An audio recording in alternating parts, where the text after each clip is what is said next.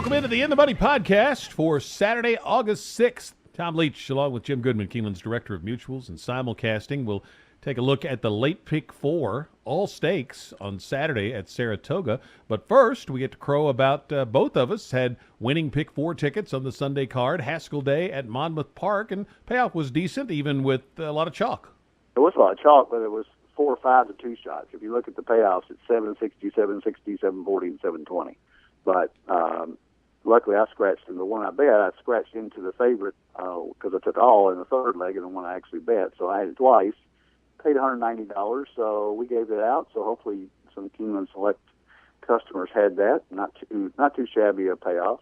Well, let's try to go for 2 in a row on pick fours, and we'll start it with the 8th race at Saratoga.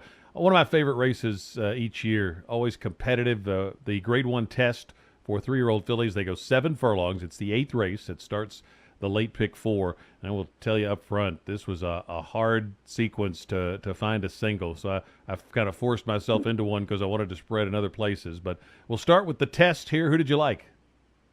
I bet this isn't the race you found a single in. Nope, it was not.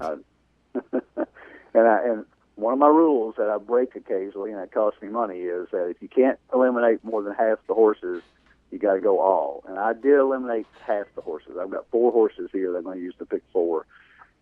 And I really couldn't separate my top 4. I mean, I think they've all got a shot to win here, and it wouldn't surprise me if all these horses went off at between 2 to 1 and 5 to 1. And it's a nice betting race, and it depends on what you like. I think off the tracks, the 7 horse is probably going to be the favorite off that Mother Goose win. I mean, she won about 3.5 in a Grade 1 at a mile 16th, and won very impressively in hand, it says in the comments.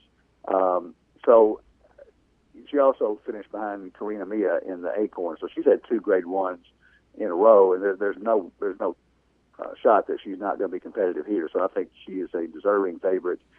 Lightstream, the 5, is 2 for 2 at the distance, including a 103 buyer at Gulfstream in her debut, and she lost the top pick in the Mother Goose, but that was at a mile and 16. Dropping back to 7 furlongs, it's a little bit different race, and I think Lightstream may hold the advantage here at 7 furlongs.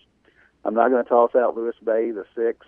She lost all chance in the Mother Goose. It was a bad start, and her Kentucky Oaks effort behind Catherine Sophia puts her right there. And Karina, the 3, debuted at Gulfstream Park at 7 furlongs in the same race as Lightstream. So they've got 7 furlong experience. They've got maybe a speed advantage a little bit on off the tracks at this distance. So that's why I can't really knock out any of them. I'm going to go 3, 5, 6, 7 in there, and I could even make a case for a couple others in here. It's a very nice race, but I'm going to stick with those 4 horses. If you made me bet a win bet, I would probably take Lightstream, the 5. Same thing I've got. I've got those same 4 horses, and Lightstream was my pick. I actually like her a little better, enough to, in exactas, I would key her to run first or second and use her as the key horse with the others. I thought the race 2 back on the turf is not her favorite surface, and then she tried stretching out to 2 turns, and I think she's going to be best at these long sprints. And so that 103 buyer in her debut, boy, if she could get back to that, I think she'd win this. She's 2 for 2 at 7 furlongs.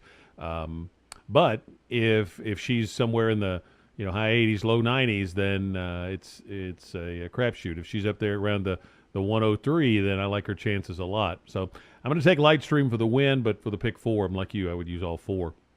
9th race is the Grade 3 Weah, 3-year-olds and up. Fillies and mares going 1.5 miles on the turf. And I had a real problem focusing here. This would break your rule because I actually am using 6 horses here on my pick 4 ticket because I just didn't have a strong opinion. I ended up, for the win pick, going to Suffused, the 3, who made a big improvement in her 3rd U.S. start for Mott, and it was her first chance to go 12 furlongs or more, which she'll do here. She went longer than that distance last time, but she'll get 12 furlongs. I like that Jose Ortiz stays aboard. So Suffused is my pick, but it's just a narrow edge. Desiree Clary I like for Clement, coming from Europe. Photo Call, Gapaza for Chad Brown, and then Trophy and Real Smart I would like as well. If you want to save money on the ticket, I list them in the order that I like them, so you could cut off Real Smart or Real Smart and Trophy and save money on your ticket if you want. I'm going to use all six because I think any of the six have a shot to win this. How about you? I'm not going to break my rule here. On my pick four, I'm going to use all of them. I had narrowed down to five or six, and one of my thought processes was that Desiree Clary was a standout here. I looked at what she did in France. I mean, she finished in a grade one at the Longines, the Diane Longines at Chantilly. She finished fourth out of 17 horses in a grade one.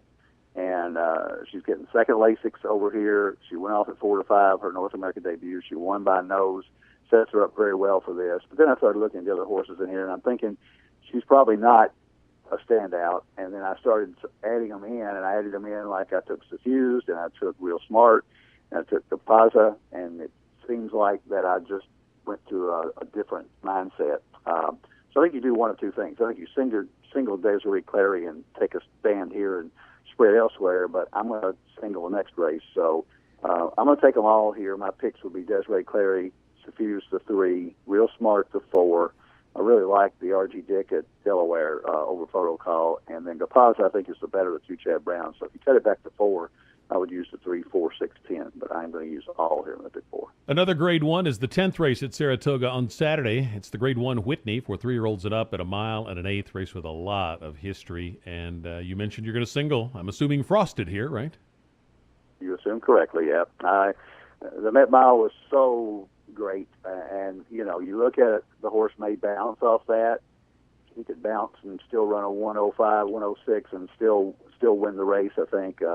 I'm going to single here. If you decide on a horse in the turf race and you want to increase your odds of hitting it and increasing your odds of getting a good price, you could go deeper here. And FNX to 6 looks second best to me.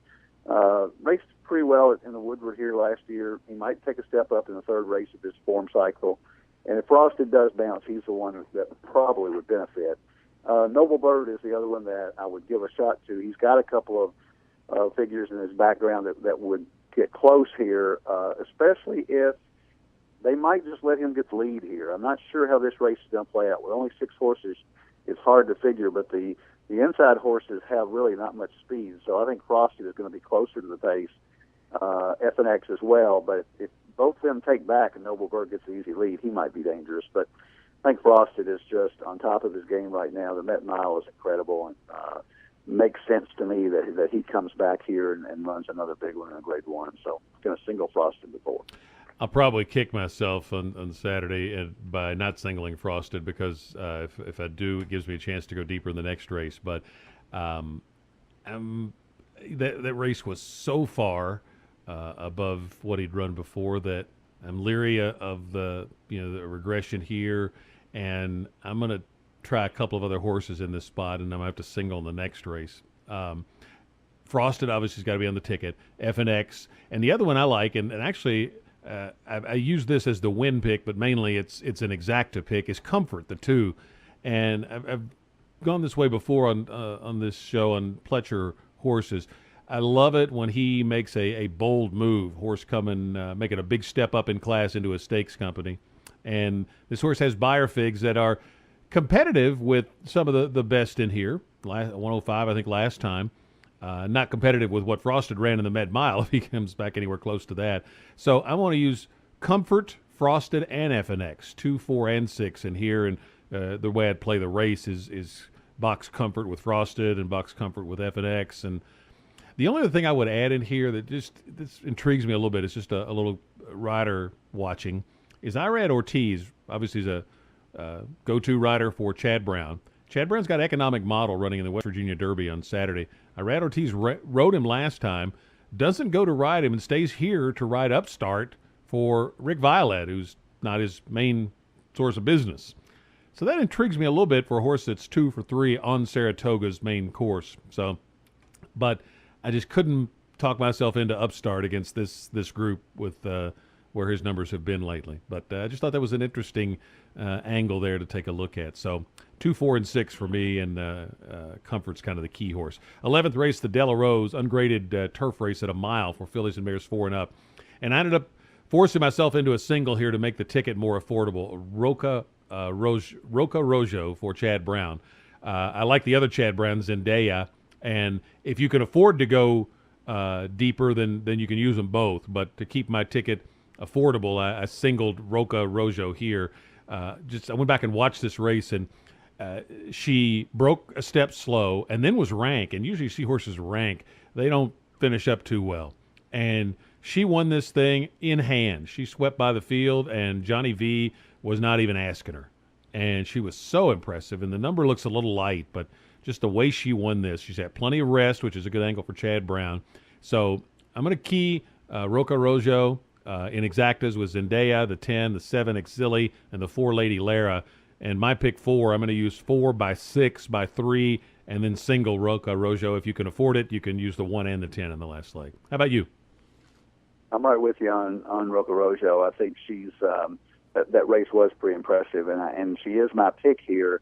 I didn't feel strongly enough to single her. I'd rather go with Frosted than her. And again, you may be completely right about Frosted regressing. If you are, you're going to be looking like a genius, because I think Roca Rojo is the best bet here.